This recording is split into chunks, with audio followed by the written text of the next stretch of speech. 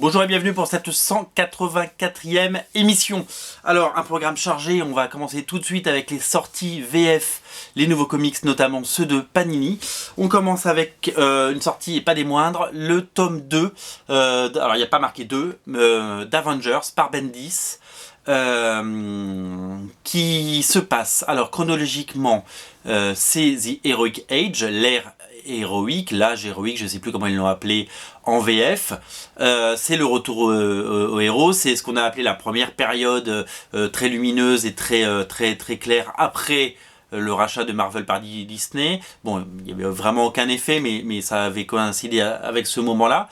Et ça prenait suite, donc il y avait la série New Avengers de Brian Michael Bendis, puis il y a eu le crossover Siège, après le Dark Age, et après c'est l'âge des héros, voilà, donc c'est Heroic Age. Il y avait un premier tome que vous voyez en petit ici, hop, il est là, dessiné par John Romita Jr. et scénarisé par Bendis, et à partir de ce second tome, il y a moins de John Romita Jr., mais il y a plein de dessinateurs. Il y a notamment Chris Bachalo qui fait un travail absolument merveilleux. Je peux vous le montrer, un découpage hyper chiadé. Moi j'adore Chris Bachalo de toute façon, surtout quand il nous fait des choses merveilleuses comme vous voyez, son Hulk rouge là comme c'est beau. Il y a bien entendu Daniel Acuna, qui fait beaucoup de Uncanny Avengers maintenant, mais qui avait déjà dessiné du Avengers, comme vous pouvez le voir à l'intérieur. Il y a d'autres dessinateurs comme Renato Guedes, Brandon Peterson qui signe un numéro, et bien entendu Brian Hitch, Brian Hitch, avec cet épisode très curieux chronologiquement, puisque c'est le 12.1. Alors c'était l'époque où Marvel faisait des points qui étaient soi-disant des points d'entrée très faciles pour les nouveaux lecteurs. Donc il y avait eu un 12, il y a eu un 13, et entre les deux, il y avait un 12.1. Voilà, il y avait une espèce de numérotation bizarre.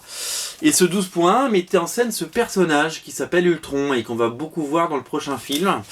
Et ça devait être un petit peu la porte d'entrée à l'ère du Tron, l'âge, The Age of Ultron, le crossover, qui finalement est sorti bien après, et qui était dessiné par Brian Hitch, enfin en tout cas les 5 premiers numéros, parce que ça avait été remodelé. En fait ils ont préféré mettre Avengers vs X-Men avant, chronologiquement, et donc Age of Ultron est sorti bien après. Age of Ultron sortira dans cette même collection de luxe, tout comme Fear Itself qui était sorti dans cette collection de luxe, et en fait ça ce sont les épisodes qui coïncident avec la saga, le crossover Fear Itself, voilà. Donc ce sont ce qu'on appelle les tie-in. Ce sont ces épisodes qui se passent au même moment, et on revoit ces gros robots qu'on voit aussi dans Fear Itself. On voit ces combats qu'on ne voit pas, vous voyez ces personnages que si vous avez lu Fear Itself, vous les connaissez, toutes ces déclinaisons de nos héros, et je pousse un peu le cadre parce que je vois pas le haut de mon crâne, et donc je pense que vous le voyez pas non plus, et donc je pense que c'est mal cadré, voilà. Voilà, moi j'ai beaucoup de plaisir à lire du Bendis toujours, parce que Bendis c'est toujours bien, n'en déplaise aux grincheux, et voilà, donc je préfère Bendis sur les X-Men, ça je vous l'ai déjà dit, et moi les Avengers d'habitude je lis pas, enfin je suis pas hyper fan des Avengers, mais j'aime bien ce qu'a fait Bendis. Il a proposé vraiment quelque chose de cohérent, même si on sent qu'on arrive sur la fin de son règne, puisqu'il quittera, après Avengers vs X-Men, il quittera, vous le savez, la série. Voilà, donc second tome, donc pas numéroté. Alors très étonnamment, il y a une couverture, donc il n'y a aucune logique chez Panini. Ils avaient dit que toutes les séries en continuation auraient une surjaquette. Or, on l'a vu, il y a des séries en continuation qui ne l'ont pas eu. Voilà, c'est à moitié chapitré. Tantôt c'est chapitré, tantôt ça l'est pas. Très curieux. J'espère que les choses vont se stabiliser chez Panini, parce que là, pour le moment, c'est un peu le bordel. Voilà, là, c'est du Daniel Acuna. Et voilà, donc c'est beaucoup de bons dessinateurs, et finalement le moins bon de tous, c'est presque John Romita Jr. que j'adore, qui dessine quelques numéros, et qui ne livre pas son meilleur travail. Notamment il dessine Spider-Woman comme un travelot, et ça c'est pas cool. Voilà, en tout cas c'est disponible partout, moi je l'ai acheté, ça rentre dans ma petite collecte, et je suis ravi parce que c'est du Bendis et c'est du Avengers, et avant d'aller voir le film, c'est bien de lire du bon Avengers. Voilà. Alors, également en VF chez Panini, nous avons la sortie de Scott Pilgrim numéro 3 en couleur. J'ai dit Panini ? Milady, je voulais dire, dans ma tête j'avais Milady et j'ai dit Panini. Vous savez, moi j'ai une passion dévorante pour Scott Pilgrim. Je trouve ça génial du début à la fin. Je trouve que c'est du très grand art et en couleur c'est encore mieux. Voilà, ça a été prévu en noir et blanc, ça a été publié en noir et blanc, c'était très bien en noir et blanc, mais en couleur, c'est les couleurs de Nathan Fairbanks qu'on voit beaucoup chez DC. Et je trouve que c'est vraiment encore mieux. C'est une autre expérience de lecture de le relire et voilà, on en est à 3 sur 6, il en reste 3, d'ailleurs les autres vont sortir en rafale dans les semaines à venir. Et voilà, lisez Scott Pilgrim, si vous avez jamais lu Scott Pilgrim, attaquez direct la version couleur parce que ça vaut le coup, c'est un peu plus cher, mais du coup c'est vraiment bien. Et puis si vous n'avez pas vu le film, essayez de le voir sur Netflix ou essayez de le voir sur Canal Play Infinity ou en DVD ou n'importe où, parce que le film est vraiment excellent. Voilà. Alors, je vous en ai parlé dans une pocket émission, je voulais vous le montrer en vrai. C'est le nouveau sketchbook de Elias Chatzoudis. Alors Elias Chatzoudis, c'est le mec qui avait fait, je les ai là. Hop, ces 2 sketchbooks qui sont sold out sur Amazon et Book Depository, on ne les trouve plus, ça a cartonné. Il était à Paris Comics Expo comme vous le savez ou pas d'ailleurs, et moi je suis reparti avec un print qui est là-bas, je vous le montre pas parce que si je tourne la caméra je casse mon plan. Et Elias Chatzoudis, en plus de faire un nouveau sketchbook dans cette collection qui arrivera, qui n'est toujours pas proposé sur Amazon ni sur Book Depository, j'en suis malade parce que je veux le précommander. Donc dans ce format là il va y en avoir un nouveau en couleur avec les héroïnes de fantasy comme Blanche-Neige et compagnie. Il a sorti ça, conte d'auteur, donc c'est son tirage à lui. Et ce sont, il y a aussi d'ailleurs des personnages de fantasy, et ce sont ses commissions, les dessins qu'il a pu faire notamment à Paris Comics Expo, et qui sont donc proposés dans un sketchbook tiré à je ne sais pas combien d'exemplaires d'ailleurs. Et alors la force de ça, c'est que j'en ai fait venir via mon site, vous connaissez mon site Original Comics, parce que je commence à en parler de plus en plus, un site d'intérêt public on peut dire. J'en ai commandé une trentaine le mois dernier et j'ai tout vendu en 2 jours. Les 30. Donc incroyable, je pensais pas que ça aurait succès. Je me suis dit, bon ben voilà, j'en ai pris 30, il va m'en rester 10 sur les bras, mais c'est pas grave, ça fera des heureux, parce que c'est surtout ça l'idée, c'est de proposer à tout le monde des comics rares. Et ben du coup j'en ai recommandé, donc là c'est en ligne depuis quelques jours, et il y en a déjà une dizaine qui sont partis, donc dépêchez-vous. Les liens sont sur Comics Place ou sur le site originalcomics.fr tout simplement. Si vous voulez découvrir Original Comics, c'est le moment, parce qu'il y a plein de choses et je vais vous en parler tout de suite. Voilà, originalcomics.fr, allez faire un tour. Le lien est de toute façon dans le commentaire de la vidéo et dans le descriptif de la vidéo, et puis sur Comics Place bien entendu. Original Comics qui propose donc des sketchbooks, celui-là de Elias Chatzoudis, pardon, j'arrive pas à le dire. Celui-là de Joey Benitez, vous savez que Lady Mechanica revient. Lady Mechanica revient dès le mois d'avril avec une nouvelle série. Le sketchbook est proposé à partir de tout de suite sur Original Comics et donc sur les liens que je peux vous mettre. Donc on y trouve les premières pages notamment de la nouvelle série, mais également tout le work in progress absolument incroyable de Joey Benitez. Et voilà, c'est vraiment un sketchbook très complet, un magnifique petit format, et c'est surtout que on le propose à moins de 15 €. Et c'est ça qui est absolument merveilleux, parce qu'un sketchbook normalement ça coûte plutôt entre 25 et 30, et là on a réussi à tirer les prix, et voilà, il n'y a pas beaucoup de marge, mais au moins ça fait plaisir aux gens et vous pouvez être nombreux à l'acheter. C'est ça l'idée en fait. Voilà, donc on en a fait venir Joey Benitez, qui sera d'ailleurs chez Pulps le 21 mars, hein, donc samedi prochain, ce samedi qui arrive là, il sera chez Pulps. Vous pouvez le commander, vous le recevez mercredi, et donc vous l'avez, pour vous le faire signer, parce qu'ils ne sont pas signés. Celui-là est signé parce qu'il est à moi, celui-là je l'ai acheté il y a 2 ans, et dans les nouveaux qu'on a fait venir, malheureusement ils ne sont pas signés, donc vous pourrez le faire signer par Joey Benitez samedi chez Pulps. Et il va à Pulps Bordeaux aussi, si vous habitez Bordeaux vous pouvez le rencontrer. Voilà, donc ça c'est le genre de choses qu'on trouve sur Original Comics. Qu'est-ce qu'on trouve sur Original Comics? J'ai essayé de faire venir des comics un peu rares, des choses qu'on ne trouve pas, des choses inédites, parce que ça sert à rien de faire venir des comics qu'on peut lire en français et moins cher, et notamment par exemple la série Catwoman. Ça c'est un épisode qui s'appelle Rome. La couverture est signée Arthur Adams. Ça c'est une autre couverture signée Arthur Adams. C'est un épisode qui s'appelle The Zombie Situation. Donc c'est Catwoman contre des zombies. Alors Catwoman c'est quoi? C'est une série créée et dessinée par un auteur qui s'appelle Bud Roots. Il l'a créé en 93, à l'époque des Bad Girls, à l'époque où toutes ces Bad Girls sont arrivées, Lady Death, Razor, il y a eu qui d'autre, il y avait Darkchild, il y avait Witchblade qui est arrivé dans ces eaux-là, etc., etc. Et il a créé cette plantureuse jeune femme qui combat des dinosaures. C'est très, très, très drôle, très sexy, c'est vraiment un comics décomplexé comme on peut l'aimer. Et le talent de Bud Root est absolument incroyable. C'est un mec qui dessine vraiment très bien. Et il dessine vraiment aujourd'hui comme un mec comme Arthur Adams. Et voilà. Et donc de temps en temps, ils font appel à des gens très connus comme Arthur Adams pour faire des couvertures. Et ceux-là, elles sont limitées, je crois, à 750 et 800 exemplaires. Donc moi, je ne sais pas toutes fait venir, bien heureusement, mais j'ai réussi à en choper quelques-unes. Donc si vous aimez Arthur Adams, voilà, ça c'est typiquement le genre de choses qu'on trouve sur Original Comics. Et donc là, typiquement, on trouvera également tous les comics sur Original Comics qui vont arriver à partir du mois d'avril. Donc je vais parler de Lady Mechanica, il y a Secret Wars, il y a le Batman à partir du 41. Il va y avoir les nouvelles séries sur Robin, We Are Robin et Robin Son of Batman. Il va y avoir bien entendu, il y a beaucoup de choses en VO, c'est de la VO sur Original Comics. Et donc je vous parlais de Catwoman, notamment il y a la série dessinée par Paul Renaud, le dessinateur Paul Renaud, le dessinateur français, inédite en France bien entendu. La série de Paul Renaud, ça c'est des couvertures spéciales absolument magnifiques, et sa série, vous voyez, le niveau de dessin est absolument à tomber par terre. Alors c'est du noir et blanc bien entendu. C'est le premier comics de Paul Renaud, avant qu'il fasse Uncanny Avengers, avant qu'il fasse Red Sonja.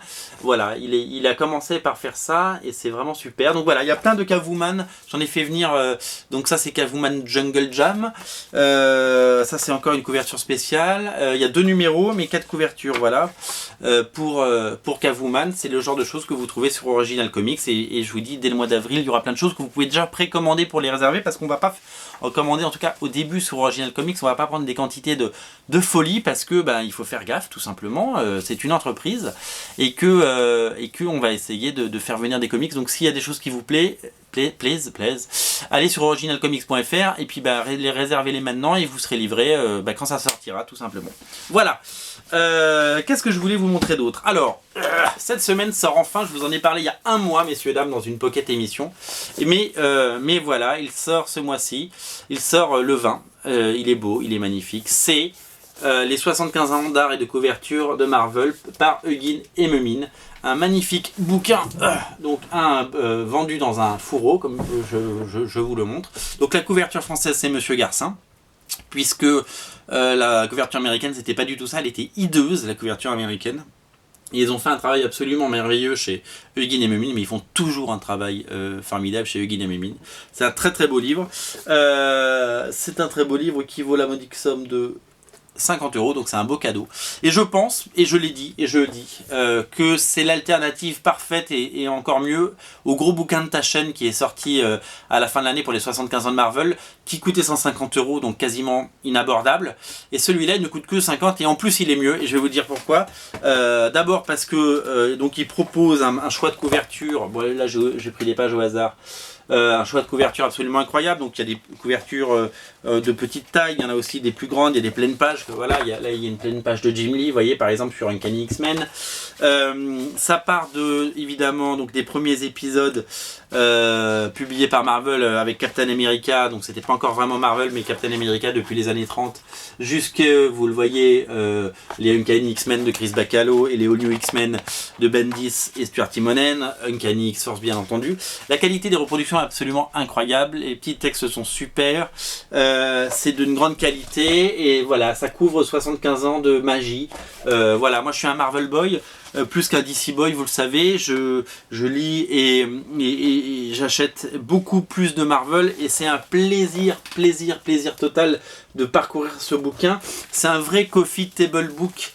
C'est un vrai bouquin qu'on pose sur sa table, et puis on le prend de temps en temps et on le feuillette et on lit 2-3 trucs et on fait « Ah ouais, c'était bien ». Vous voyez, voilà, on trouve des choses qui se passent dans les années 60. Voilà, c'est vraiment le choix des couvertures est génial, parce que on a une histoire à chaque page, on a une histoire à chaque couverture. On se dit ah ouais, mais ça je l'ai lu dans Strange, ah ouais, mais ça je l'ai lu en version intégrale, ah ben les Nouveaux Mutants de Sienkiewicz, ça je l'ai lu aux éditions de Top édition USA, voilà. ces fameux nouveaux X-Men de l'époque quand ils ont relancé les X-Men. Enfin voilà, c'est beaucoup de souvenirs, c'est vraiment un bonheur absolument incroyable et c'est un très beau livre. Et bah là, ça coûte 50 €, c'est un gros billet. Mais si vous avez un anniversaire, si vous avez une communion, si vous avez je ne sais quoi, une fête, je vous le conseille vraiment. C'est un très très beau livre. Ça fait partie des choses que je vais garder dans ma collection plus que précieusement parce que c'est une vraie merveille. Et voilà, ça c'est un super travail. Je suis très très fan de ce que fait Guy Memin, vous le savez. Je parle régulièrement des très beaux livres sur les super-héros parce que je peux pas tout acheter, on peut pas tout lire. Mais ils font des magnifiques bouquins sur Game of Thrones, sur Harry Potter et sur les Lego et tout ça. Mais celui-là sur Marvel, c'est celui qu'on attendait. Il devait sortir au mois de décembre et finalement il est sorti, même novembre. Il est sorti là, il sort là cette semaine. Moi je l'ai depuis un mois parce que j'ai eu la chance de l'avoir un peu avant grâce à l'éditeur, que je remercie. Et donc voilà, donc ça...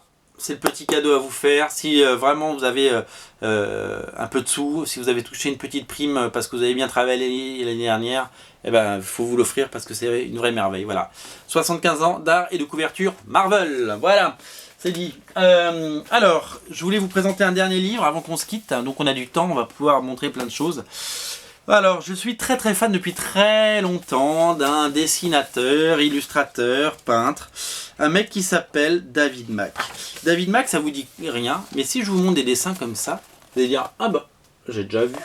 Alors maintenant, vu que parce que je travaille pas assez bien mes émissions et on me le reproche suffisamment, vous êtes en train de vous dire « Mais il n'a pas des dessins un peu plus connus à nous montrer, ça nous dit rien ?» En fait, je crois qu'il y a eu du David Mack chez Panini, mais je me souviens plus.